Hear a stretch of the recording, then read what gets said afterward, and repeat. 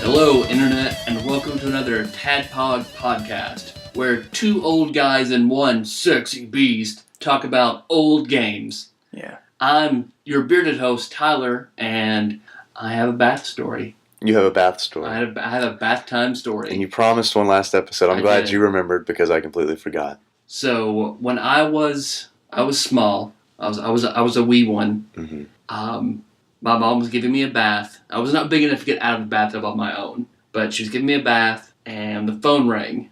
So she got up for just a second to go in the other room, grab the cordless phone, and bring it back. So as soon as she leaves the room, she grabs the phone, and she hears me just scream. Like I am screaming like someone is murdering me. So she runs back in the room, and she sees me on the far end of the tub, struggling, splashing, doing everything I can do to get out of the tub. At the opposite end by the faucet is a turd. I had shit in the bathtub, and it just frightened me to death, and I just had to get out and run away. I'm Dave, your bespectacled host, and I guess I'll try to tie it in with the screaming bloody murder. I remember one of the worst things I've ever done to my mother is creating a replica of myself when I was about 9 years old. I stuffed my clothing full of pillows and blankets and put a mask over where my head would be. And I laid it down at the bottom of the stairs and then threw something heavy down the stairs and screamed and then went silent. And then my mom came from the top of the stairs and ran down the stairs and started crying. I mean, it was, I thought it was funny until she started crying, and then I realized that I'd probably crossed the line. Probably crossed the line. We have someone with us today, Tyler, a sexy beast. Mm-hmm. I'll say. Hi, I'm Jacob. Even though I'm old, I don't consider myself old. So you have some kind of notoriety on this show. Yeah, I was in, not the very first episode, but the very first episode of the IGN Top 100 Final Fight, and I can easily take 2 wolves. I was going to ask how many wolves you have fought. I'm saying I could definitely. My roommate Lee keeps getting on me because he says that the number of wolves that I can fight. Is Lee a wolf? Lee is not a wolf. Okay. But if he was, I think I would be contractually obligated to murder him. Clone him and then murder both of them. So, one is nothing. One's no big deal. You just can't think of them as puppies. That's it. You can't think of them as dogs with feelings that you love. That's all. But yeah, that's me. That's Jacob. Hi. I can tell the story about when we lived together and the hot water heater busted and flooded your room. And you didn't say anything for about 2 or 3 months. Yeah. And the whole room just turned into this fetid swamp that we had set books and things down for him to get to his bed. Although I think my favorite story, and a story that I tell to this day about living with you, Tyrone, is every time someone asks me about so you like your burgers plain, so you don't like have anything else, even ketchup. Is that one time I fell asleep on the couch in our shared apartment, and I had my mouth open, and Tyrone, like you do, thought, I'm in a safe place. Mm-hmm. I don't need to worry about things like that. So you thought. I fell asleep with my mouth open, and Tyrone thought it would be a funny prank to get a squeeze bottle of ketchup and spray it into my mouth. And correct me if I'm wrong, Tyrone, but the way that I remember you describing it is that he sprayed the ketchup in my mouth. Not just a little bit, like I filled your mouth up with ketchup. Yeah. And I think that the process was my mouth closed, I felt the ketchup there, my eyes opened, and I was kind of blank. And then my eyes filled with rage, and I leapt off of the couch and, like, grabbed Tyrone by the shirt and shoved him up against the wall. And then grabbed his mouth trying to open it because I was going to spit the ketchup back into his mouth. The old ketchup snowball. I was going to say, the only thing that could have made that worse was if, Tyler, if you had put the ketchup in the microwave for about 4 seconds before squirting it in his mouth. Because, like, you inhaled to propel the ketchup outward, and, like, comically, I, like, smacked both of my hands across your mouth in an X. Yeah, so, I don't remember exactly how it ends, but I believe it ended with something akin to me spitting in the sink and saying, "Don't ever do that again." It's just I don't like ketchup. It's gross. No. It's like, there's a whole lot of stuff like that you can put in someone's mouth that they're sleeping and they wake up and appreciative. I don't know. Hey, it's a treat. Starburst. Thanks. And some idiot, and correct me if I'm wrong, Tyrone working out guy, some idiot at the movies the other day tried to tell me there were no calories in ketchup. No. Yeah. That guy's dumb. I was like, it's full of sugar. And he was like, no, I don't think that's true. And I was like, buddy. It is full of it's full of corn syrup. Yeah. Unless you buy the organic, then it's full of sugar. Is he thinking of mustard, maybe? Mustard had, like, it's negligible in calories. So, but that guy was talking about, like, yeah, I'm trying to, he was some high school kid, and he was like, yeah, I'm trying to get a 6-pack, but the only thing that I let myself have is ketchup, so I just, like, drown my stuff in ketchup. And I was like, that has a ton of, like, sugar in that, buddy. Yep. He was like, no. Okay, all right. Ketchup sandwiches from us things. Good luck, buddy. Get those crunches. What are we talking about this week? A little X-Men? IGN 78th ranked game, X-Men Mutant Apocalypse. I'm not editing that. Okay, alright, that's fair. You want to talk about what we've been playing? Not really. Not really. I mean, on. I guess. We can do it super brief. Okay, super brief. So brief. Metroid Fusion. You've been playing Metroid Fusion? Good game. Yeah. Good game. What about I you? have been playing Castlevania Harmony of Dissonance. How does that even make sense? I know. I think that's why I have a problem. I have a problem remembering the name of that game because the title doesn't make sense. Something is either dissonant or harmonious. Right. So I always have an issue with the title of that game. I played it actually on the way to your apartment, Jacob, where we are recording right now. Yeah, we are not live in the wood-paneled recording studio. TADPOG Studios. Yeah, we are not there. You guys are on the road here in the dirty South, Atlanta, Georgia. Yep. Actually, Decatur. But. Speaking of the dirty, you may have noticed that our intro song was different. Did you notice that? I did. Yeah? Yeah. I thought it sounded different. That's because the Dirtiest D provided the music for this episode. Oh, wow. So a link to that will be in the show notes, and we'll play the full track at the end of the show if you want to hear it. Nice. A side note, is that like just new from here on out? You guys just have a new song? Or are you going to stick with moves and it's just for this episode, or what? We're going to stick with moves, and if anyone's gracious enough to mix or record an original song for us, we're happy to consider playing it on the show if it's up to snuff, like Megalixir's material has been, and also David Dykes' material. I'm just gonna beatbox. I'm just gonna cover moves. Have you been playing anything recently, Jacob? I have been playing. The main thing that recently I was playing is that I went back and bought Borderlands, the first one, not the second one. I'm not made out of money. I got the Game of the Year edition because it was $20 on Amazon. I've been playing through that and beat it. Boy, talk about an underwhelming boss battle. I've never played it. I've never played the first one. Spoiler alerts, the vault is not worth it.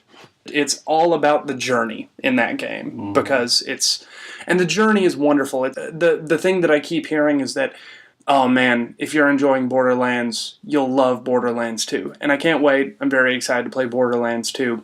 But I've actually really enjoyed playing Borderlands, though I had the same, Dave, you and I were talking earlier about, I had the same reaction as I had when playing Skyrim, insofar as I reach a point in the game where it's like, okay, I'm done. Yeah. And I want to just finish it. Yeah.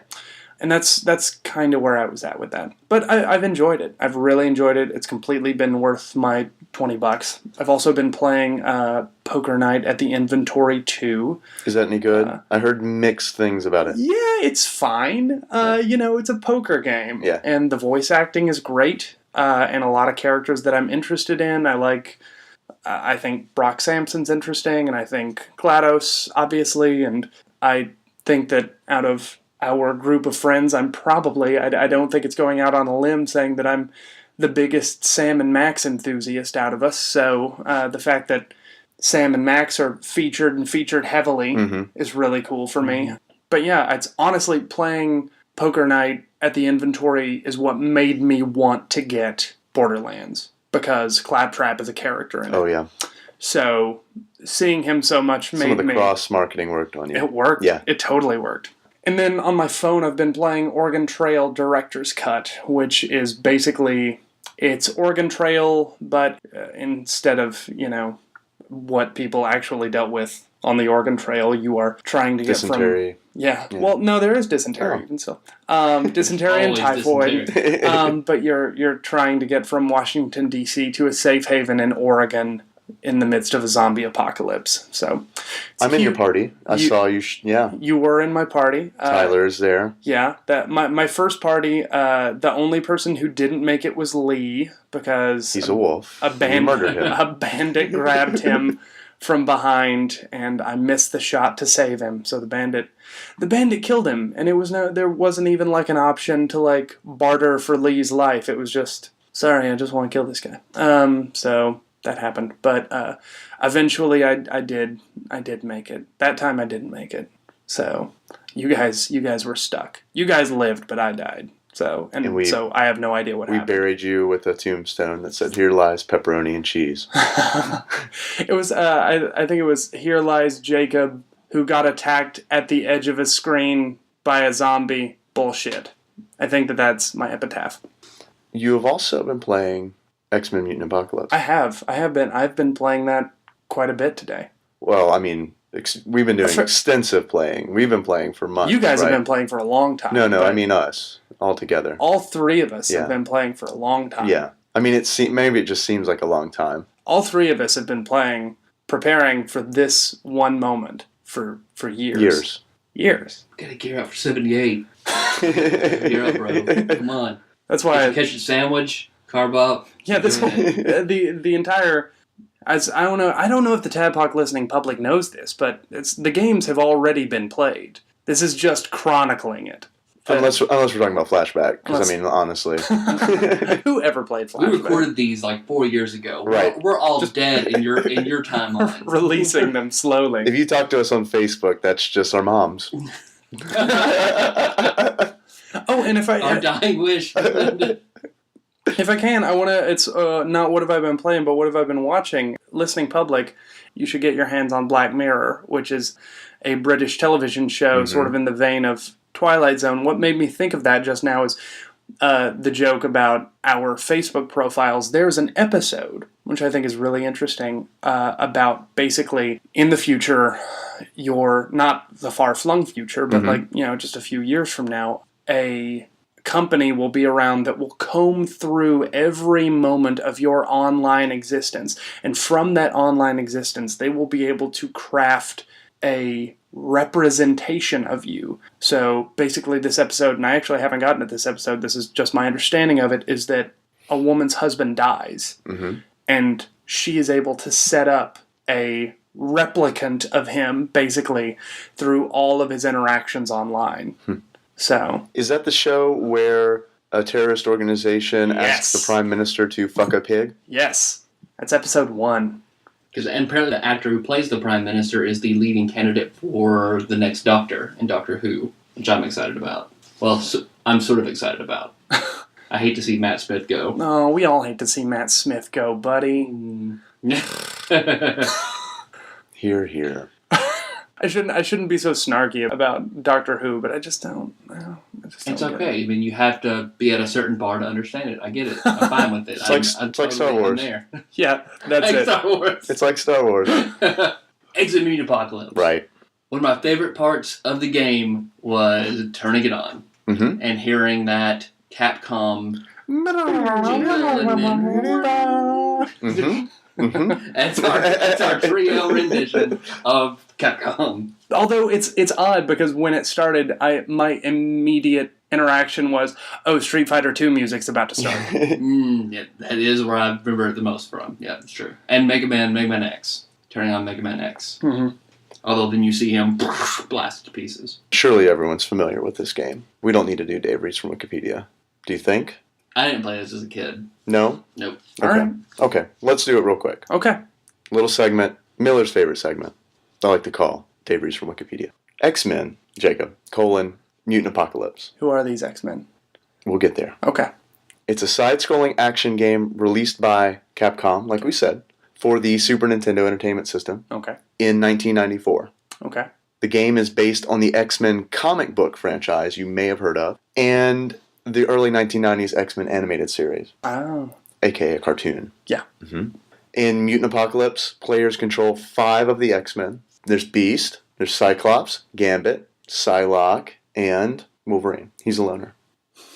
Such a loner. I wouldn't expect to see Psylocke in a game. Right? I think she's like the wild card there. Beast, I think of him as someone who usually stays behind more. Mm-hmm. So him being there is a little surprising. Well, honestly, I think that I think Gambit is up for discussion character because he is in a lot of the video games. Gambit gets a lot of hate in a lot of circles for, having a weird, stupid costume and a weird, stupid accent and just having been created to... I think he gets a lot of shit for it now. Yeah. I think back in the 90s, it was crazy cool. Yeah. Don't mess with a Cajun. Yeah. Part of what makes X-Men so interesting to me is that the only people that you can kind of always count on to show up are Cyclops and Wolverine. Mm-hmm. And then after that, who knows, you might get a blanks. Nightcrawler, or you might get a Storm, or you might get a Beast, or you might even get Bishop, in case you want someone with a gun. You might get Dazzler.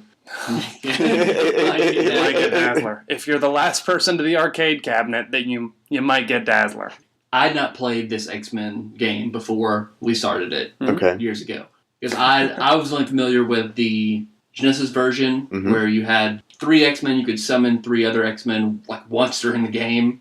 It's been a really, really long time since I played that. Yeah. I remember being incredibly difficult. Mm-hmm. I could never beat Apocalypse.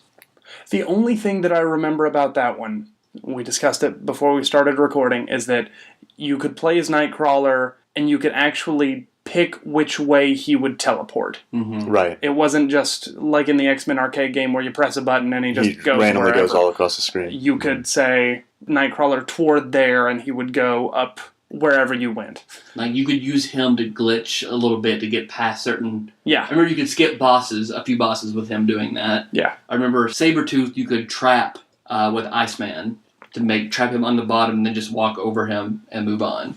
I got a few little tricks like that. I have fond memories of that, and not so fond memories of the one I had for Game Gear. I don't think I ever played that X-Men one. for Game Gear was terrible. Really? Oh, it was terrible. What was bad about it? It was actually flashback. It was. it looked a little bit like Flashback because the graphics were awful. The sprites were very small. You couldn't see any facial features. You could just kind of make out the color of their costume. Yeah. I remember you didn't have enough battery life to beat Sebastian Shaw. That it was a That's an grueling, interesting long, villain for an long X-Men fight. game. Like you had to have it plugged in the wall. You hit him, he would recover his strength. Uh-huh. So you had to walk him into traps. And it just took an unbelievably long time. Kiting version 0.1. Yep. I remember playing the Genesis game, and you mentioned the sprites in the Game Gear. That's the only thing that I can really remember about that is how small the sprites were. I think that was a turnoff for me because as a kid, I was very concerned with the graphics. In fact, that was one of my favorite things to exclaim when I was in the video rental store was to look at the back of the box and be like, Mom, look at these graphics! Look at the graphics! Look at the graphics! GameSpot says its fun factor is a 4.5! What's Scary Larry say? But who listen to you? Square Enix. They're like, people only care about the graphics. We're going to turn the graphics up to 11 now from here on out. In every video store in the late 80s and early 90s, we never noticed them, but there were 3 Japanese men in very nice suits and clipboards just taking notes. Graphics, underlined. Yeah, every time they fired a designer or fired someone who wrote story and hired another graphics designer, every time somebody mentioned that in a video store. No, okay, so it seems like what they're talking about are, number 1, graphics. Number 2, they really like it when people have big swords. And number 3, also, we should buy Enix. Graphics were important to me too, but I think, Jake, you and I talked about this in the past. Look at the water. Oh, yeah. Oh, look at the water. Oh, water's a benchmark. Water. That's no lie. Water's a benchmark in a game. Man. How is the water there's some water in X-Men Mutant Apocalypse. Is there water? There is, in Beast level. It all takes place in a sewer. It's briny. You can tell that it's a sewer because it's pretty briny. There's but look at the lava. Yeah. Look at how it flows. Yeah. The lava looks good. I like the lava. For a Super NES game of that era. There's also water in Gambit's level when he rides his tiny boat up to the helicopter at the end. His very, very tiny boat that is meant for one person to stand in. Yeah. In accordance with maritime law, one tiny boat to stand in. Did you know that's a real thing? Maritime law? Yeah, like bird law, yeah.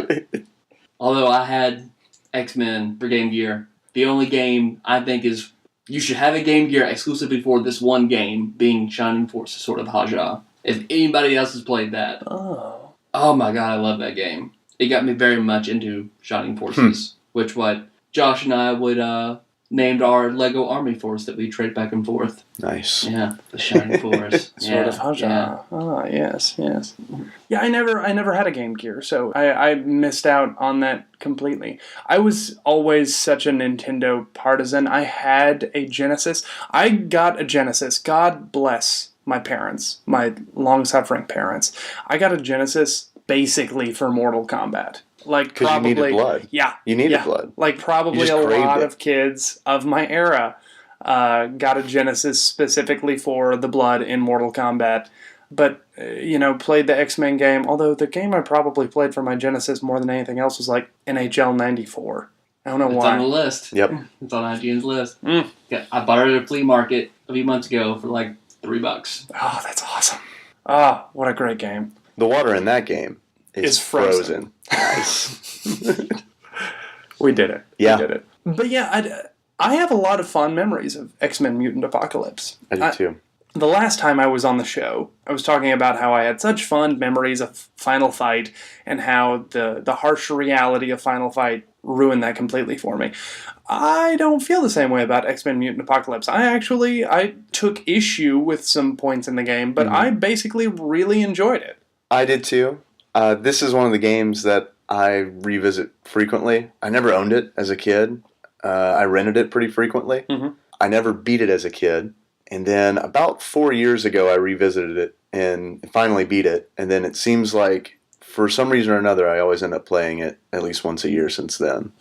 So, If we break down the game, we're 3 red-blooded American males. Yeah.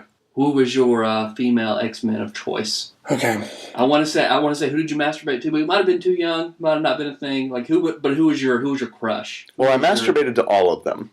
So, At various points. you want, which one did I love, though? Which one did I love? Who did you love? Who did you want to wifey? Well, I sexed them all. Yeah. Man, I was usually torn between Psylocke and Rogue. Yeah. Because I always thought that Rogue would be an awesome girlfriend. Yeah. But I thought Psylocke was, she's Asian, so she's hotter. So, as we covered in a previous episode, Asian people are more attractive. Smallest vaginas in the game. Right. Yep. So I'm going to go with Psylocke. Really? Is that? Okay. What, have you not been listening? No, I've been listening, but I don't remember that portion. But also, I don't know that I necessarily agree. Well, then, who is your X-Men girlfriend? Well, no, it's okay. So, Murder, Marry, Sleep With, X-Men, X-Men, X-Women, and I'm trying to think about it as adolescent Jacob, not contemporary Jacob, because contemporary Jacob would, I think... Make much more mature decisions on which comic book character he would marry. I think, obviously. Right. I think contemporary Jacob is obviously, Gene is obviously the person that you want, but, for my purposes. But I don't know. What are your purposes? I would also like to know. I think Gene and I would have a nice life. We'd settle down and, have some mutant children. And, but the one that I was crazy about was always Rogue. Okay. Rogue was my favorite, far and away. Mm-hmm. But that's not logistically. It doesn't make any sense. She would literally murder me. Yeah. And she wouldn't even mean to. So there's nothing that could be done about that. But that means your love means so much more. Yeah, well, that's like a long distance relationship with a person right there. That's like you have all of the responsibilities of a relationship, but none of the benefits. So sorry, Rogue. But yeah, it's Rogue. Rogue was mine, definitely. Tyler? Rogue was mine as well. I hated Jubilee. I liked Jubilee, but I did not want to have sex with Jubilee. Mm-mm. I mean, anybody did. I don't know anybody who... Yeah, my boner focus, Jubilee. I do now. I've changed my mind. Oh, no, wait, no, I know. I'm wrong, because you know who I wanted to be my girlfriend? Shadowcat. Oh, yeah. I wanted Kitty Pryde. Yeah, good. Kitty Pryde to be my girlfriend. I wanted Rogue to make out with me once and almost kill me, and then have Kitty Pryde save me. And nurse you back to health? Yes. You're a sick fuck. And take me to the lighthouse in London, hang out with Captain Britain and Nightcrawler. Mm-hmm. Excalibur, so underrated. It is. So underrated. X-Men Mutant Apocalypse. I thought it was an interesting mashup of a fighting game and a beat 'em up. Yep, and a platformer. Yeah. Yeah. It's kind of a mishmash of all three. It tries to do a lot of things, and I don't know if it benefits or it suffers because of that. I think it benefits. I can't name too many games that I think blend those three so well. Yeah. And I remember when we were talking about Final Fight, and it's kind of serendipitous that you're back on the show talking about this game with us, Jacob, because in the Final Fight episode, we talk about how we could see from Final Fight the evolution of Capcom games and leading into fighting games and that kind of thing. Yeah. And I think we even mentioned that it would be interesting if you could input fighting move button presses, that kind of thing. Yeah. In a beat 'em up. Just to have something breaking up the monotony of go forward and push X or whatever. Which is the case in this game. Yeah. Each character has 4 or 5 special moves that they can do by, doing your Hadouken, quarter circle forward kind of stuff. I wonder why that is such a staple in like every fighting game or beat 'em up or like even Final Fantasy VI. It was important. It's a blitz. Yeah. Yeah. For Saban's R-Bolt. Like that is such a it's iconic staple of any. I guess. Do you think it speaks to the popularity of Street Fighter 2? Yeah, I think definitely it does. That's just a move that we have all been accustomed to doing for so long. Oh, yeah. And it flows in a way that forward, back, forward doesn't. Right. Or quarter circle backwards doesn't, and a lot of times you're getting into a place where, if you go into the upper realm of the D-pad, you're running into jump abilities. So, that's it for me. Because if you do, so half of the D-pad is basically gone. Like, you can't go forward and up because of jumping. You can't do forward, back, forward because that breaks up things too much. You can't do hold backwards for 2 seconds and then forward because it takes too long. I think that is just the easiest, quickest, most sensible way. And you're also going forward toward your opponent so it feels more active. You're pushing something. Yeah. That's it. We figured it out, you guys. I think this game did a much better job of incorporating a fighting game and a brawler and a platformer together than the Mortal Kombat Sub-Zero game did. I've been dying to bring that up the whole time we were playing, but wanted to refrain and save it for the show. Just thinking that game hurts. Because it tried to do this very thing, and in my personal opinion, I think it failed. It was like one of the horrible games that you get frustrated at on Nick Arcade watching. Because the way you had to move and then shuffle up and down was so... Oh, God, that game was awful. You're right. This game is much, much better. High praise. This game is much better than Sub-Zero's Adventures. I think they printed that on the box. I like fighting games, but they're one of my weaker genres. You guys were a lot better at this game than I was. I just like moving up and down and pressing the same few buttons, like trying to throw Gambit's cards or Cyclops' optic blast. I had a really hard time with it. And I think it's interesting because it also rewards different styles of play, yes, which is something that, you know, I was really impressed with of a game from this era, because Dave, you're much better at fighting games than I am. You're far and away much better at fighting games than I am. So the way that you approached a lot of things was with a lot of combos, as opposed to me, which I found like one or two moves that would really work for me and figure out ways to chain that move into, you know, advancement. Right. You were very hit and run, which I thought was incredible because I never really sat down with a person and played this game. It's because it's a one-player game. Yeah. So it's kind of just something that you can do alone and be entertained, much like Psylocke. Yeah. But it was interesting because I loved seeing how you would fight bosses differently than I would. Both solutions worked. It's just they worked in different ways. You played it more like a fighting game, and I played it more like a platformer. Right. Yeah. And I think that may be a testament that it is a good mashup of the genres. Yeah, yeah. And Tyler, I think that a lot of... And Tyrone, you played it like a driving game. Right. Yep. Just screaming and flipping the controller, play it just like a racing game. Okay, some of the character designs, like Cyclops moves like Mr. Heavyfoot from Kids in the Hall because he's so slow and his feet and hands are so oversized. Like, so that should metal. Metal. Sorry, wrong That show. should be Beast's thing as opposed to Cyclops' thing. Beast wasn't, he was like just this big ape. Yeah. He moved more like a gorilla, and then Cyclops moves like somebody who has I'm sure there's a disease where your hands and your feet are way too big for your body. But lead foot disease, yeah. He had that. Which, okay, I'm going to digress for something about having really big hands. Oh, no. When I was little, before I would get sick, I'd always have the same nightmare. And this nightmare was I had enormous hands, and I had to eat wheat. And the wheat was very small, and I couldn't pick up the wheat with my giant hands. Well, thanks, buddy. I didn't need to sleep tonight. Yeah, here we go. I would wake up and clasp my hands together so I could feel that they weren't too big. You need to post that to the No Sleep subreddit. You really do. I didn't know that was a thing. Yeah. Check it out, everybody.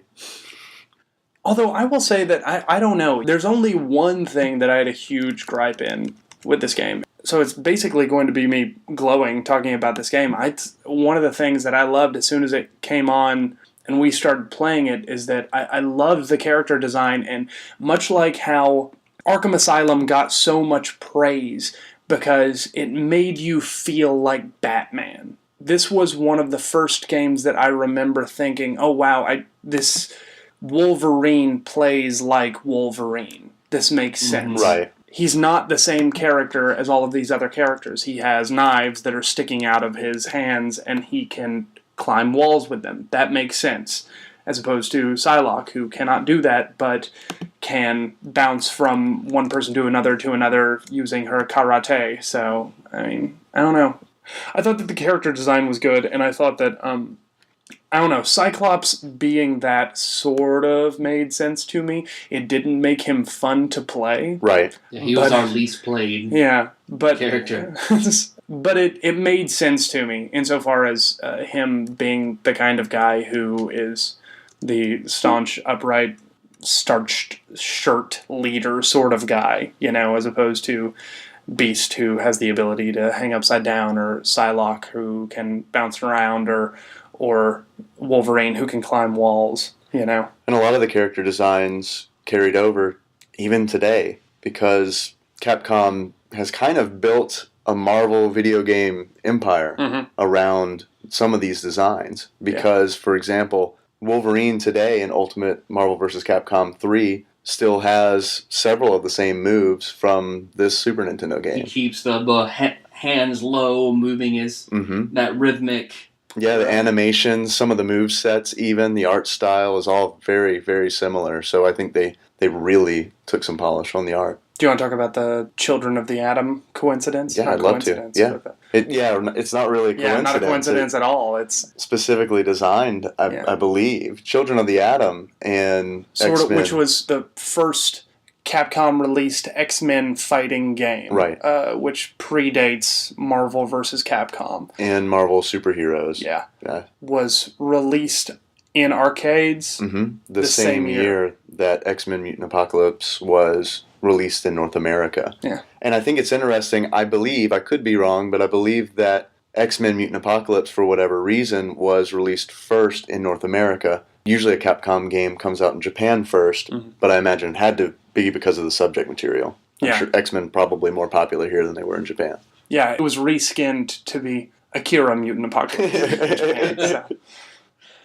This game did teach me a few things I didn't know about X-Men before I went into it. All right. Being that Wolverine's claws are more effective against inorganic material than they are organic material. He can climb walls, but he cannot cut a bitch to save his life, literally. Because you see, he fights, the same buff gentleman throughout the game, and takes a lot of clawings to kill a man. Yeah, but it's also interesting you bring that up because a few kicks from Gambit will knock a door down a hell of a lot faster than 4 to 5 swings of adamantium claws. Adamantium claws? No, son. Gambit boots. Gambit boots. Sentinels come in all shapes and sizes. Yeah. Because you fight ones that take up half the screen, and you fight ones that are just a little bit bigger than you. Mm-hmm.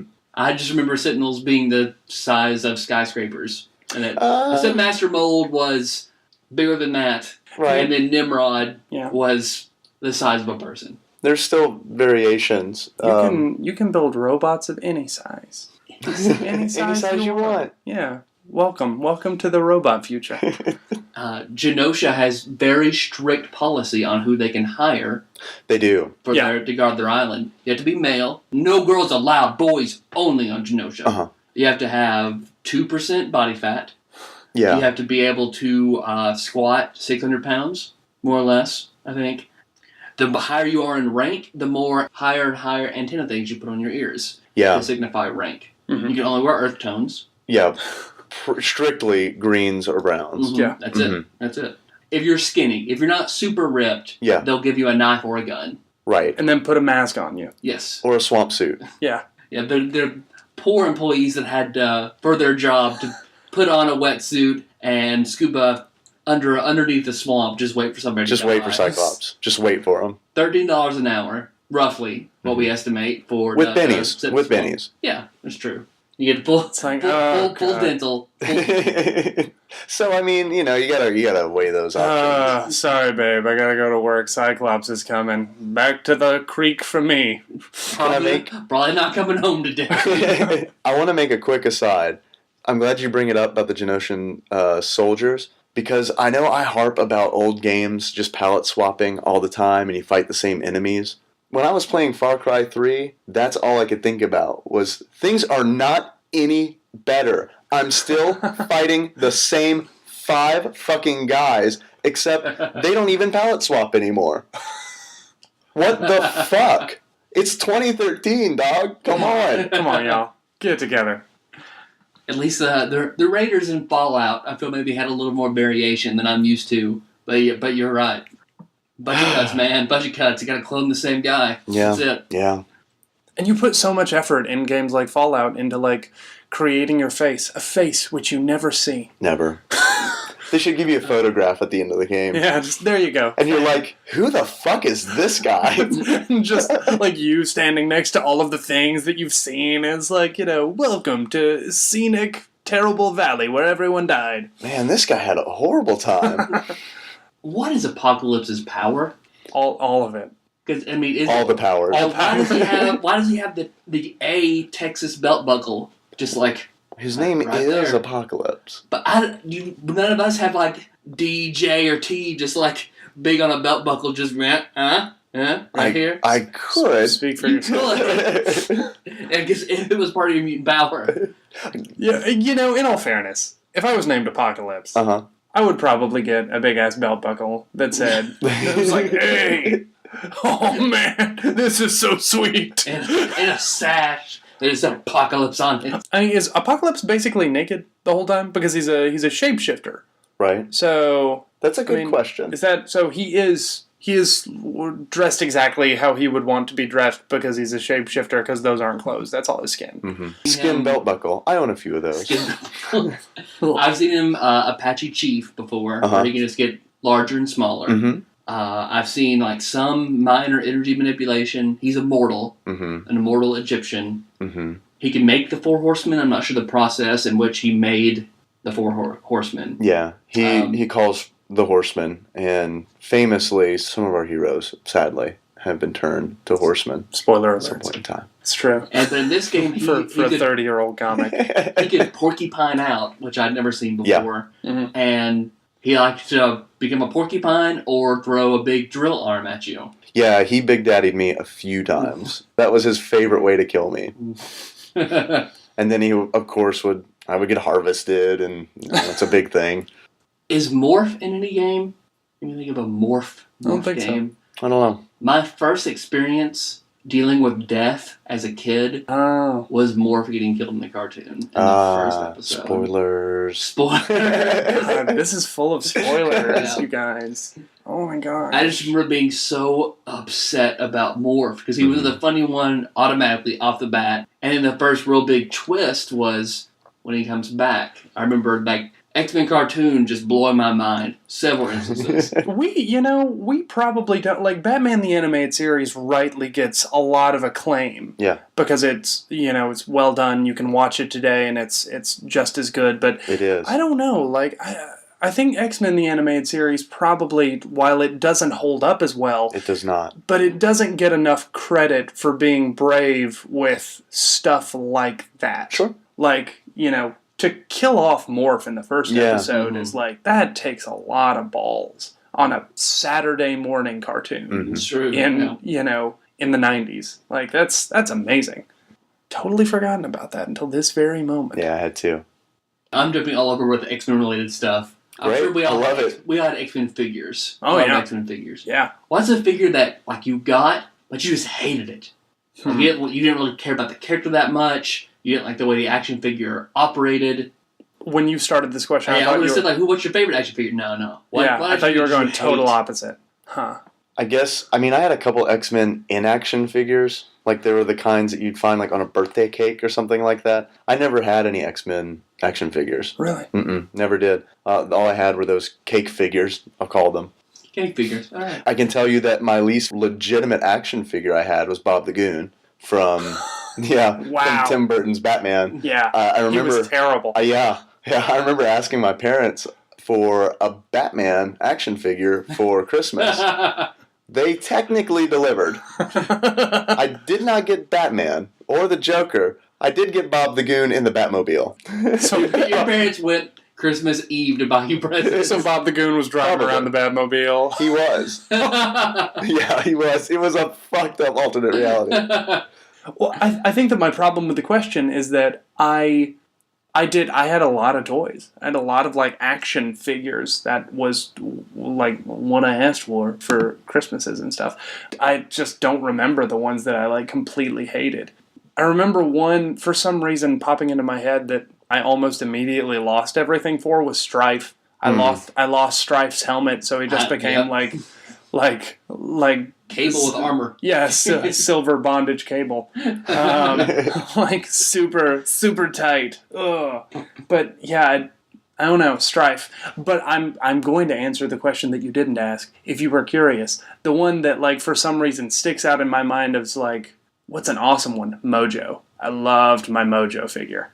I don't even know who that is. He's the big Yellow dude. Yeah, the big fat yellow guy that has the like All the spider. plugs. Yeah, plugs all over him. Uh-huh. He's like in a spider wheelchair that has like a scorpion's tail. I'll show you. I think you guys are just making shit up. I'll show you a picture. You guys are just naming shit up, trying to up each other. Oh, he's in a wheelchair. Oh, he's got plugs all over him. Oh, he's fat and yellow. He's got all those dicks on his face. Remember that? He came to my 12th birthday party. He slapped the Bob the Goon action figure out of my hand. There are two that I really didn't like. One, I had Cannonball. Cannonball's arms didn't move. They would only go up and down. Oh. And that frustrated me. Did you have purple or pink?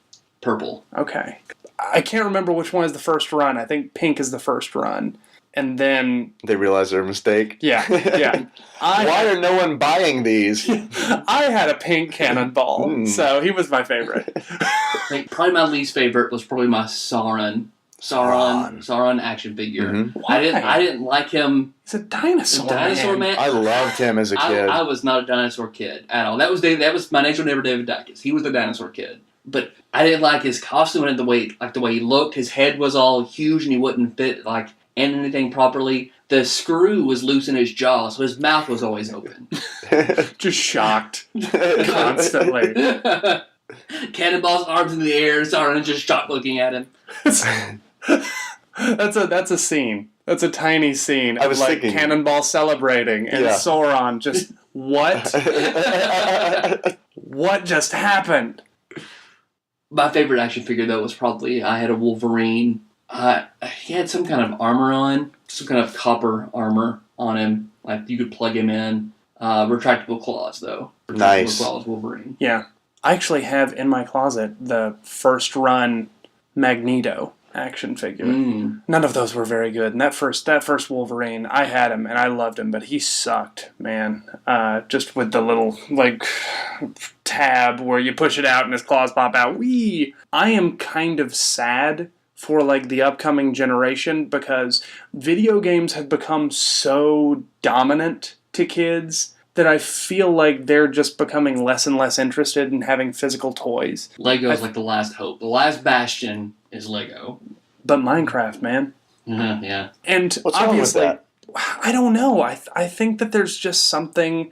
less shit to throw away later. Yeah, but you're also... What are you guys selling at a yard sale for a fraction of the price of something else you want later? You guys got a Sauron for a quarter? Fresh out, man. Fresh out. But I think it has a lot more to do with, it's like I had a wrestling federation with my wrestling figures and my Chuck Norris figures and my X-Men figures. Chuck Norris figures. I had Chuck Norris figures. I had Chuck, and then he had a big sumo dude, who I also had. And the big sumo dude was my champion for a long time. I love video games. Obviously, I'm speaking on a video game podcast right now, but... Technically about action figures, but right.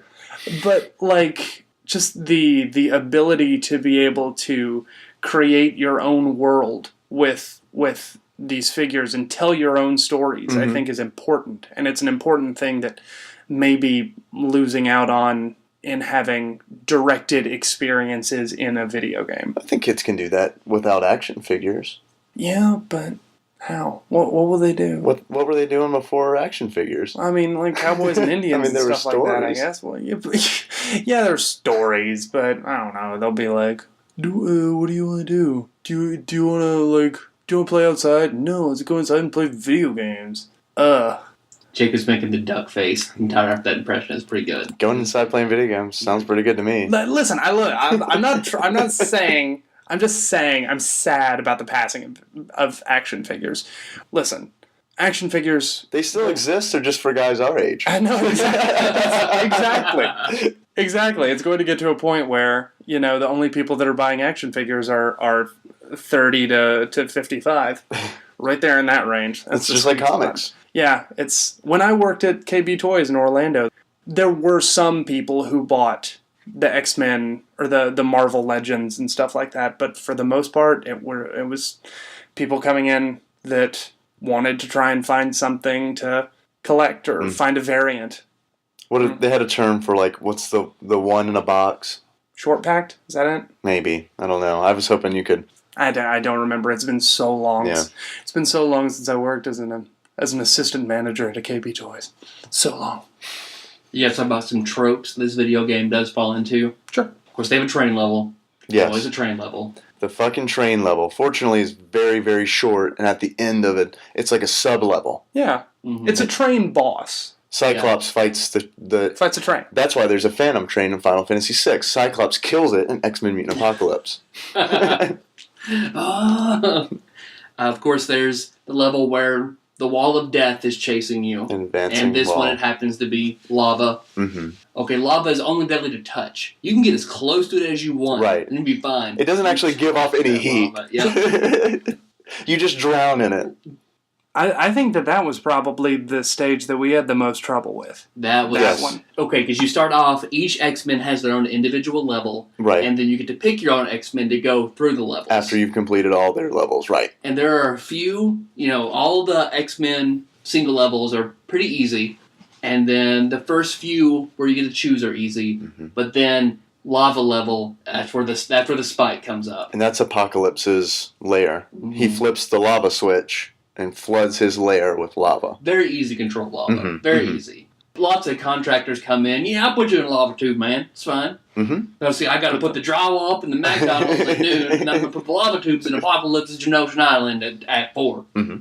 And there were a few levels that I felt were unnecessary, because when you finally go through all of the single levels, and like you beat Apocalypse, and you're, go to Magneto now. They make you go to the danger room and fight. You gotta train. Well, see, Where you gonna train, Tyler? You gotta train. I enjoyed those levels, but I was very frustrated by Omega Red. But I did think that it was really stupid. It was like, something about Cerebro and We need more levels. just fight these two guys, okay? Just fight these two guys. Some kid had to have seizures because of the danger room level, and like nothing that you could interact with changed. Still, there were still the same two platforms. There would just be tons of colors and lights, and it would go from jungle to street to cave, and that's it. It's like, could you, whoever's running the danger room, could you actually please just give me one consistent area so that I could focus on beating this guy, please? Yep. Don't cycle through shuffle. And then of course you fight Juggernaut, Omega Red, Yes. who was frustrating because it looked like he was just had the pool styrofoam tubes, like he would just wiggle those at you. Mm-hmm. If you got close to him, he'd wiggle. Omega Red was frustrating for me because I knew I knew how to beat him. Right. But it was just a matter of doing it. You were having some issues with some of the button press combos. Yeah, I couldn't Hadouken to save my dang life. I don't know. It must have been the pressure, I think, because throughout the rest of the game, I think you did just fine. Yeah, although I do tend to avoid stuff like that if I can. But in this situation, in the danger room, I that had is it. to do that because that is the best way to beat him. You're right. So, and if I could have done that from the beginning, I would have beaten him first time out the box. But it took probably 4 times before I was finally the stars aligned. Yeah. I was able to do everything. It took a few tries, and I know that it's interesting because Omega Red, of course, is in the arcade fighter, Children of the Atom, and his moveset when you fight him in the danger room in this game is exactly the same as his moveset in the arcade stand-up. And then you fight Juggernaut, and the level is much smaller, and Juggernaut is very big, so it's sort of a game to jump over him and hit him a few times before he charges back to the other side, jump over, hit him a few times, do that back and forth. It was like filler in anime. Yeah, it was definitely filler. I was put off by those 2 levels quite a bit. But to go back to something I forgot about, in the Apocalypse level, you're supposed to free mutants that are trapped there from Apocalypse. Dang. And all their prison cells, they abbreviate danger as dang. Dang. So above all the prisoners are just dang and the number 19, because they don't have different numbers above their cells. They're all just in the 19th cell. Yes. I'm going to pretend that whoever made this game is a big Stephen King fan, and that it was just them putting 19 out there, just black 19. I'd like to think that it was just one big cell, because we never see the inside of the cell. So maybe there is just cell 19. That one dang cell. I like to think that there were 19 people in each cell, and it was a danger because it was overcrowded. It's the quantity. They paint the quantity on the top. I like Dang, that. 19 people in here. How'd you do that, Apocalypse? Oh, or Apocalypse. But Shaq. Don't mind me. Just Apocalypse over here. Shoot my free throws. Really good impression, you guys. It's good. I think it's easier and fun until the last 2 stages, huge spike in difficulty, gets frustrating, and then it hits its crescendo of frustrating with the final boss. Yeah, I will say that even the final levels, I could see, these are challenging Right. and they're difficult Right. and they border on frustrating, but I'm not, and I am getting frustrated, but they're not like, I can take a little break, yeah, cool down a little bit, come back and be okay. I'm not thinking this game is bullshit. Right. However, Until Magneto, yeah, who, it should be referenced, it should be said that from my perspective, Magneto, he is my favorite comic book character of all time, and fighting him should be suitably epic. mm-hmm. But the final battle was not epic at all. No, it's not. He is epic. Yeah. In his difficulty, Right. but it's only because of his defense. And he basically has 3 moves. He has an electromagnetic shield that is around him, and sometimes he'll fly around the room. Try to hit you with that. Yeah. He'll bump you with it. Yeah. He'll bump He'll bump you. And then sometimes he summons 4 pieces of metal and throws them at you. Which, to interrupt for just a moment if you don't mind, why is he tearing his own ship apart? Why does he do that? Magneto, you keep metal around, just keep scrap metal around, like chunks of ore or something. Yeah. Just Anyway. And then he has sort of an energy draining magnet. Yeah, it paralyzes him. Yeah. It's a pink orb that paralyzes you. That he sends out at you. Which, he sends this pink thing at you. and it squeezes. And you can't move. And that's kind of it. So Magneto actually has less moves than the standard X-Men character, especially when you count punches and kicks. He has less moves than a knife guy. Yeah. You know? Yeah. The only reason that it is difficult to beat him is because he takes damage slowly, and you can basically attack him once every 3 seconds or so. I'd say like 6 seconds. You said it perfectly when you said that the fight with Magneto is a war of attrition. Yeah. It really is. And you're completely right, it doesn't translate as challenging. It translates to frustrating. Yeah. It's frustrating to fight him. It's far and away the worst part of the game. It is. Yep. Like, Yep. Nothing else even comes close. And it's sad because it's such a fun game up until that final boss. And it's not even a situation where, like, in other games you might fight the last boss and you don't like it for whatever reason, but, you kind of see why they did it. Like, I hate to say it, but it just sort of feels like they ran out of time with Magneto. It sort of feels like they got to the end and were like, well, let's just toss these 3 moves on him and call it a day. Yeah, and I think that if he didn't have nearly as many hit points, if he didn't have to hit him so many damn times, he wouldn't feel so underdeveloped. Yeah. Because some of the other bosses, like Juggernaut, for example, in the Danger Room, there's not a whole lot to him either. Yeah. But it's not an 8-minute battle to take him down. Yeah. He's tough, as he should be, but it's not to the point where it's like, how the fuck long have I been hitting him? Mm-hmm. And honestly, Juggernaut should have more hit points than Magneto. Yeah, clearly. So it should be more about Magneto's just sort of sheer power. He's the Juggernaut, bitch. I mean, it had to be done. You've seen X3. He's just another mutant. You can keep it a box. Oh, right. Yeah, it's fine. I did like Magneto's level, that it changed depending on the X-Men that you chose. Yeah. All the others, you would just put the X-Men, whoever you chose, in that level. Yeah. And they could do it slightly differently. His changed, so you always had... It was very specific to the character. And it was it's kind of a callback to the first 5 missions, because each X-Man has their own individual level. And it felt like you were also on a team again, because you play through with one character, and halfway through you have to fight Exodus, who is Magneto's right-hand man. And you beat him down to the point where he has half of his energy and then he disappears. And if you play through later as someone else, like if you get to Magneto as Cyclops and then Magneto beats Cyclops, if you play through as Wolverine, then Exodus has half his health. Right. So you fight Exodus again, but just defeat Exodus. X is, I'm not that familiar with him, but he looks like a Sailor Moon villain to me. 90s comics, man. Yeah. I mean, I can't really stress that enough. No justification. It just is how it is. Uh-huh. But yeah, I don't want to harp on it, but man, I just hated the final boss. I understand. And I love Magneto so much. He deserves better.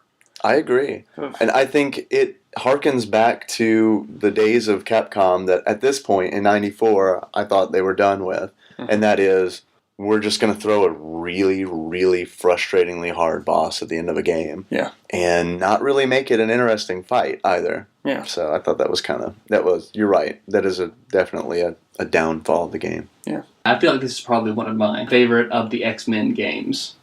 And I'll say this too, is that this is, I don't know, I just want Rocksteady to develop every like superhero game. Can we just get them on that? Because I still feel like there's a great X-Men game out there that has yet to be discovered. Ooh, yeah. Like it's just waiting around. There's so much that you can do.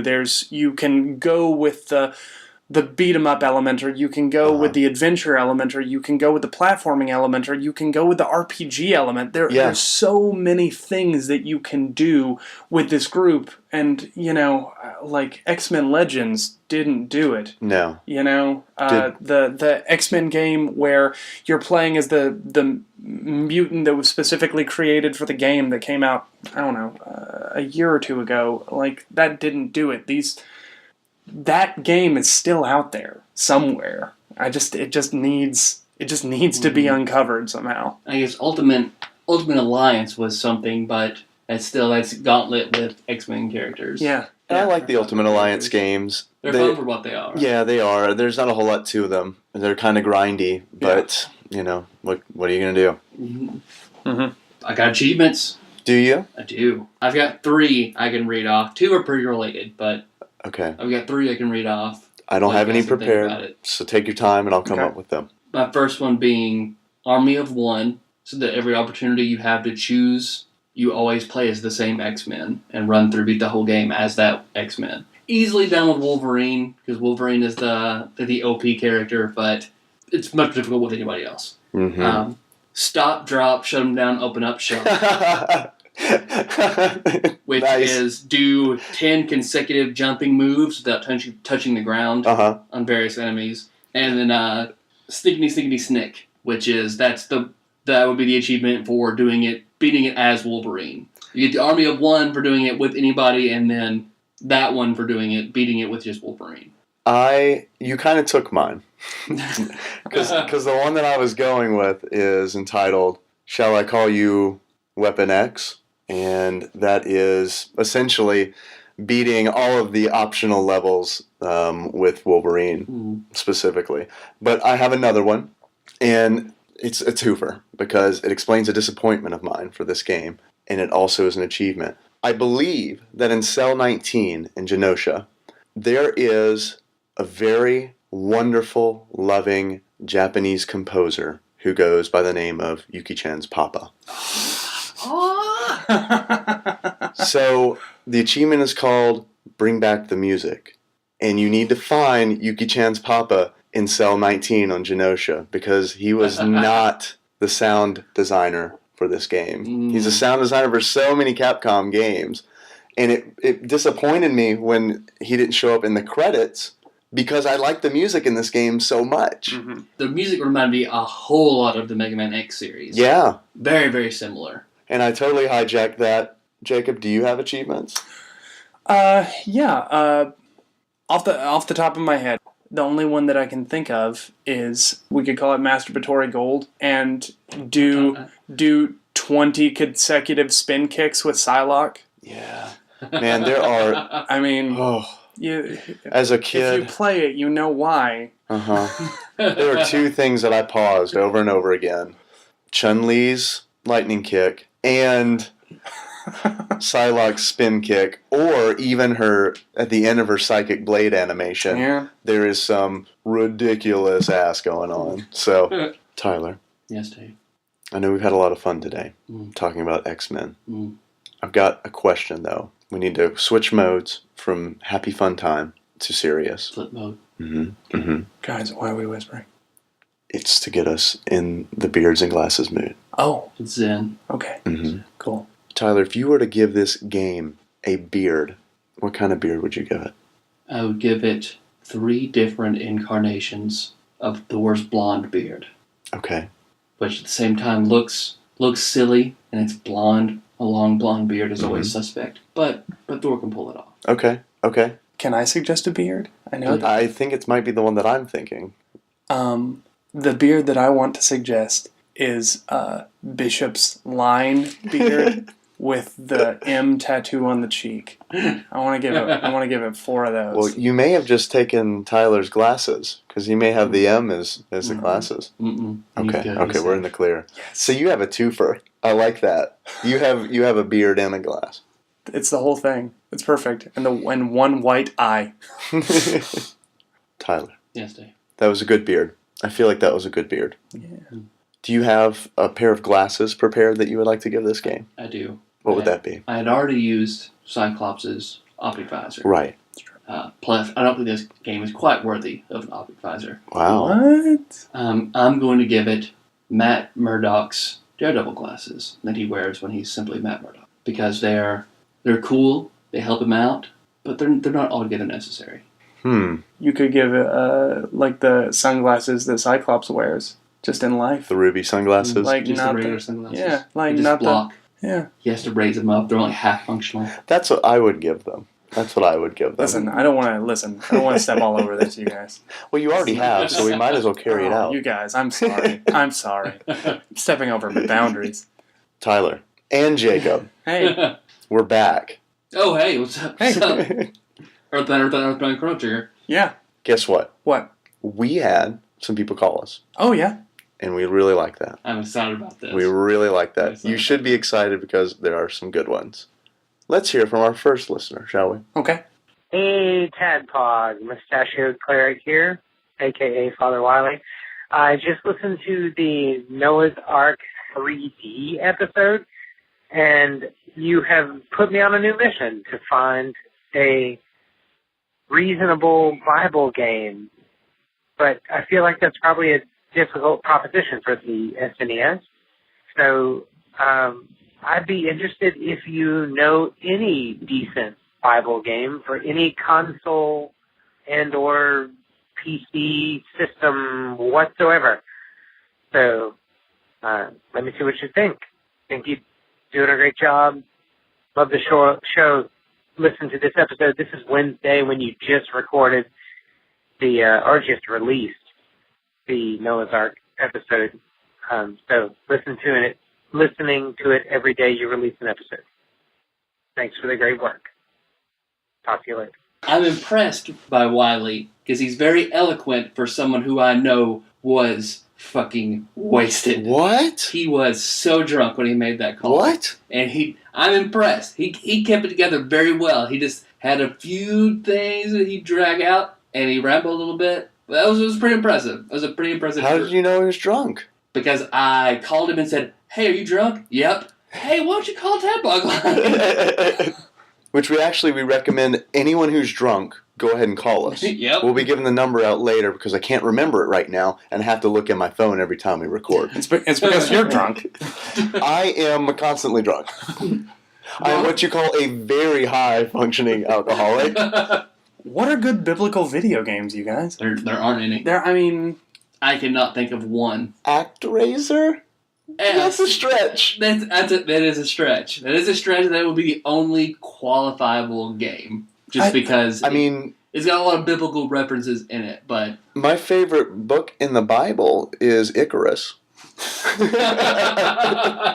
Is that? Yeah, I guess it depends on what you mean by religious. Because God of War, I guess. Yeah, it has God in the title. You know, that works. Like it doesn't deal. It doesn't deal with the mythology that most people believe in. But I don't know what Binding of Isaac's about. Is that? Oh, that is a very, very good call. Because Binding of Isaac is I know it has like religious undertones. It does. It's not like a literal translation of I'd say it's almost a the story of Isaac, but yeah it's a Zelda-style game that certainly has biblical undertones.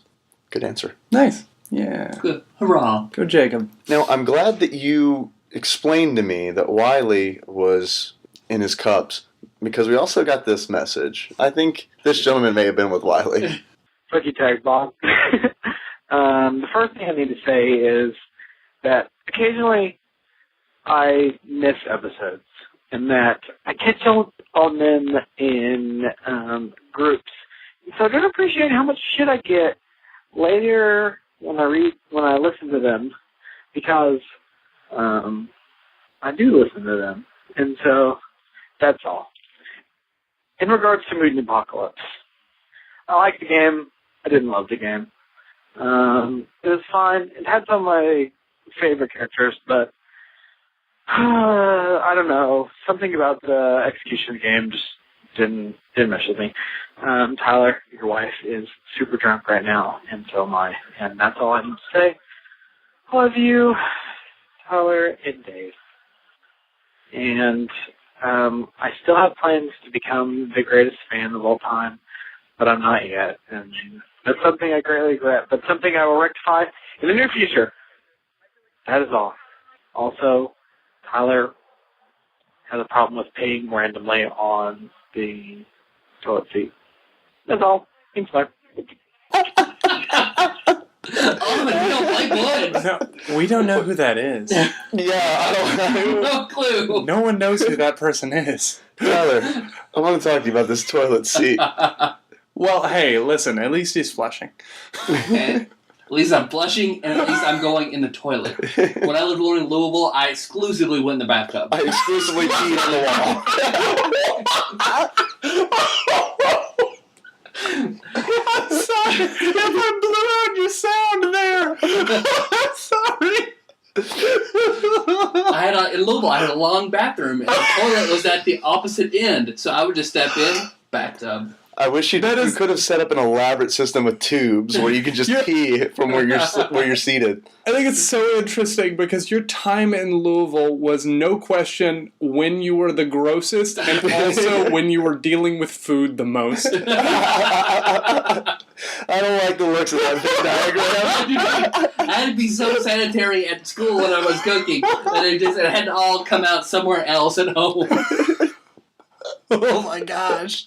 Oh man. So what do you think about that guy? I had a lot of trouble understanding what he was saying, and let me tell you, the Google Translate transcribe option was not helping. It never does, but even so, in this case, I think Blake drunk pretty well. Whenever we lived close to each other, like I was constantly trying to get him. Like he loves Mountain Dew and rum. That was pretty much his drinking choice. That sounds awful. That feels like a 17-year-old girl's like favorite mixed drink, like who lives in Arkansas somewhere. No offense to any of our Arkansas listeners. We have a huge female demographic in Arkansas, Jacob. And they love their Arkansas iced teas, I'll have you know. I just want a rum and a Mountain Dew. I don't need my teeth anymore. That's ridiculous. Yeah, but there was an alumni party that Blake, Wiley, and Meg were all at. Because I called Meg, and I haven't heard her that wasted since early college. Like it was another level. Because apparently she drank almost a whole bottle of Fruit Loop vodka, and she's not a vodka drinker. She is now. Yeah. Got another call, Tyler. I think this may end the drunk calls. Unfortunately, I don't know. We'll be the judge of that. Hey, Tyler. Hey, Dave. It's Paul again. Hey, if you ask why I work so busy, well, I'm a consultant. I make my money as fast as I can get jobs. Also, I did a little bit of Googling. Apparently, you can switch weapons in Super 3D Noah's Ark by just pressing the select button. Don't know if that didn't work for you guys or not, but apparently not. Dave, I think the show is really good. Don't worry about it. Been playing FF5 this week, and By the way, I think it was me that called you guys late for the bonus episode and interrupted it. Sorry about that. It was a really good episode, though. Later. I know. I like that he was encouraging. Yeah, I like that he realizes that it was him who called, because that's exactly what I wanted. Because even when we were recording, it was like, this person, they're going to get a thrill because they're calling right now, and it's awesome. But yeah, we tried every other button but the select button. You think that is the bastard child of buttons to press. You'd think we would have tried select, but instead, no. I just kept jamming R and L as hard as I could. Maybe if I hit it harder. You know who I'm surprised has not called in yet? A representative from Megalixer. Oh, yeah. I'm surprised. I'm surprised because, they're such friends of the show. I'm just surprised that you guys haven't heard from them yet. That's true. That's true. Well, Megalixer, if you're out there listening, we'd love to hear from you. Come on, guys. The gauntlet's been thrown down. Call in. All of you in succession. Make sure you call you call each other before you call us, and call 5 minutes apart. Actually, if you guys could arrange it so that you call together as Huey, Dewey, and Louie, that would be perfect. I would actually... what I want is I just want them to call in and all you hear is just shredding. just guitars and just drums. And it's all Peter Gabriel and shit. It just, 45 seconds of that and then over. We've got another call. Oh, another one. Another one. Wow. They keep coming, and I love it. Nice. Here we go. TADPOG, this is the dirtiest, David Dykus. And as of this phone call, I've spent this past week working on the music for the X-Men Mutant Apocalypse episode. And so that got me listening to a bunch of old Super Nintendo music. And I wanted to ask you guys 2 questions. First, of the games you've played so far, which has had the best soundtrack, in your opinion? And what are your top 3 Super Nintendo soundtracks, not counting Earthbound, Chrono Trigger, or Final Fantasy VI? That's all I got. Hope to see you guys on the show soon. Bye. We need a few moments, I assume. Mm-hmm. I haven't listened to this. Because Earthbound. He called 6 hours ago. Earthbound is above and beyond my favorite soundtrack for a game. So having to... Who doesn't love the coffee song? Oh, man. I know why you love the coffee song. Oh, I know a few lawyers who don't like the Earthbound soundtrack. No, all the way for Nintendo America, because they're causing enough problem fucking getting it on Virtual Console. I mean, is it too cliche to say, Super Mario World? No, I don't think that's too cliche at all. I mean, it's great. It sounds great. That's got to be one of mine. You may laugh at me, but I would put Final Fight on there. Because I really, really like the music of Final Fight, and some of it's reused later in Street Fighter games, and it kind of has become... like the Bay Area, I think it's the Bay Area track. I think that has kind of become its own thing and has become more just a Capcom song than a Final Fight song. And I also think that Street Fighter 2 Capcom just makes they have some good music. I really like the Street Fighter 2. I really like the stage themes. I was always a big Guile fan growing up, so Guile theme goes with everything. Theme. Show notes. I'm going to have some Guile theme in the show notes. Yeah. That's going to make Meg sick. Meg had a very upsetting dream about Guile, and she has not been able to look at him the same since. Oh. This has been a very embarrassing episode for Meg. Poor Megan. Well, she didn't call us drunk, so it could have been worse. I love the Super Mario RPG soundtrack. Yeah. It is top notch. Yeah. And also, Suikoden, that's not really Super Nintendo. It's not. It's definitely not Super Nintendo. What are you doing? Just fuck shit up. Also, another thing that I find with, specifically with, these games that we are talking about is that I forget how much I love a song until, X-Men Mutant Apocalypse, so many songs would play, and then suddenly I'd be like, oh, I remember everything about this song. Yes. So, I really don't know what my favorites are going forward, So Super Mario RPG, Mega Man X, which I remember all the different stages were all put together very well. The badass heavy metal of Zero coming in and cutting off Bile's arm. I feel like all the music for that was excellent. I'm not going to give you 3, Dykus. I appreciate the song that you sent in, but this request is ludicrous. You've cut out the obvious choices. What's your favorite that's not your favorite? Right, exactly. But I will say, like I said, Final Fight, and also I think the music in Earthworm Jim is very appropriate for the game. I wouldn't say that it's favorite music of mine, but the use of music in both Earthworm Jim and Earthworm Jim 2, I think, are extremely appropriate. Yeah. And I will say this, it's not and it's probably been brought up, and I know it's not a SNES game, it is an NES game, but my favorite piece of game music all time is Moon from DuckTales. Fuck to the yes. Yeah, Megalithic has a very, very good cover of that. Yeah. Like, it's wonderful. It's just wonderful. It makes me so happy. So I'm very, very excited for the HD remake of DuckTales. Mm-hmm. I'm very excited. I'm going to say my third is Illusion of Gaia. Nice. I almost went that direction with, like, Secret of Mana, even, because he didn't say that one. Just because I'm thinking about it. I applaud Paul for calling and saying he's playing Final Fantasy V. That is the hardest one to get through. I had a rough time with Really? Final Fantasy V. Yeah. I don't know if it was the hardest for me to get through, but it was definitely a... Like, do you mean it was difficult? It's my least favorite story-wise. Okay. My least favorite mechanically is 2. Okay. But Because the hardest one for me to get through was 13 because I didn't. Because I gave up on it because I didn't like it. You hated 5 story more than 1's?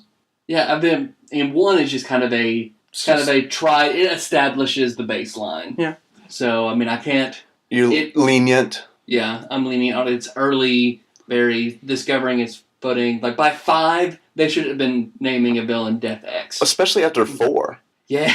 I mean, what the fuck, 5? Yeah. 5 is truly the middle child in the triplets of 4, 5, and 6. Mm-hmm. It's true. No offense to middle children out there. You're people too. You're just, not as good as the first or last. You're the cream in the Oreo sandwich. Okay, it's all right. Oreo sandwich. Tyler, do we have people to thank? Probably Josh Nance, Nicole Nance, Ramon Link, Jess at Silk Street Post. Mm-hmm. Maybe Meg. Probably not for this one, but the last one we'll have to thank her for. She won't promote this one. Thank all our callers, Matt and Dennis for feedback. Micah, I'm preempting thanking you for awesome art, because I know it's going to be there. While you've been talking, I've been frantically trying to check Facebook and Twitter and all that. Oh, and Laura Emmons for Twitter. There you go. Tony for Twitter. Jacob sometimes for Twitter. He'll tweet this one though, because he's on it. Yeah, I will definitely. You're obligated. I will definitely tweet the one that I some want. form of an appreciative gooch. So rub gooch, nice gooch, puppy gooch. One of those. And also, Leva will tweet this one because I will make her. Yep. Nice. Thanks, Leva. Thank you, Leva. And thank you for my original Magneto action figure, which we will have a picture of in the show notes. Now it's a thing. Yeah, it just happened. We do need to thank the wonderful people who wrote iTunes reviews for us. Yeah, there you go. Because we really appreciate those, and those actually are the things that help us in the show the most, so that other people can find out about the show on iTunes. Paul Kluel, our good friend of the show, who calls in regularly, thank you for the 5-star review. And Master Peas. I really like Master Peas. I really like Master Peas. That's it. Period. His title of the review is very an artist good. and a vegetable. It was simply OMG, OMG, OMG, OMG, OMG. So it's pretty good. You are in the running for the Halo figurine. 1 OMG per star.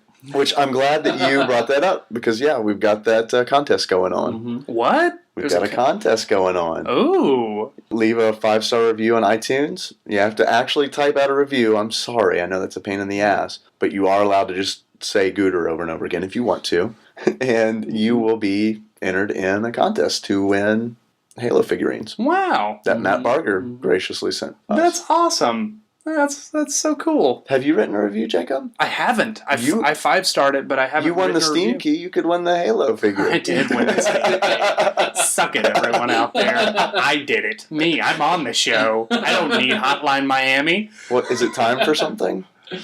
Time to get ill. I thought you were slipping into your Wario voice.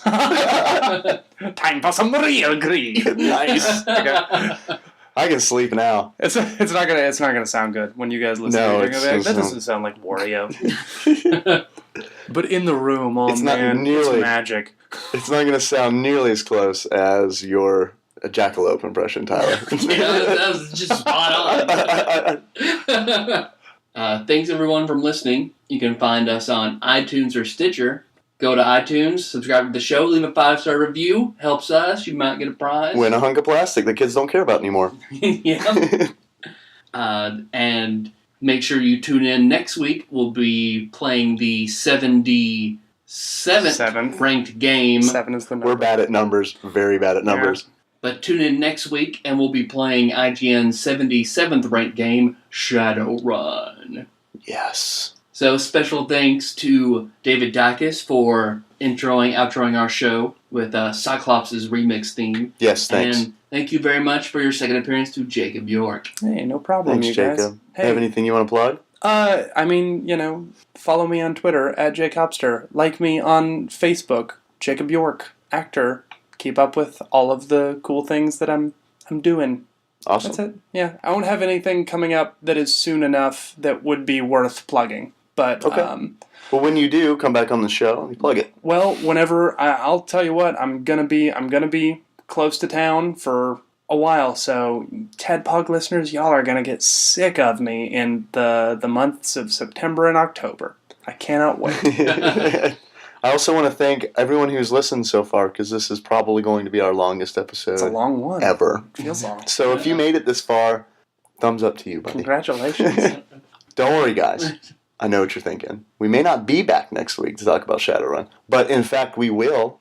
In the meantime, if you can't get enough of our lovely voices, you can always go to tadpog.com or visit us on Facebook at facebook.com/tadpog. Tyler, our intro song was not Moves by Sycamore Drive. It was another song that Dicus has named, but I don't recall the name of. All right. But Dicus did it, and it's Cyclops' theme. That will also be the song that people will hear right about now. Nice. Yeah, that sounds good. Mm-hmm. Look at it. Oh, Yeah. it's got a good beat, and I could can dance to this. it. Ooh. That's a show.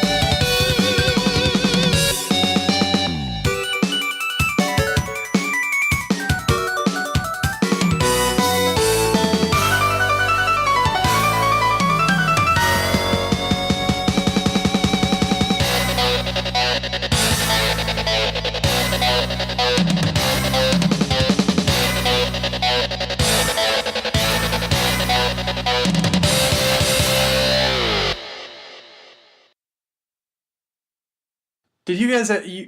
I'm sorry, I interrupted it.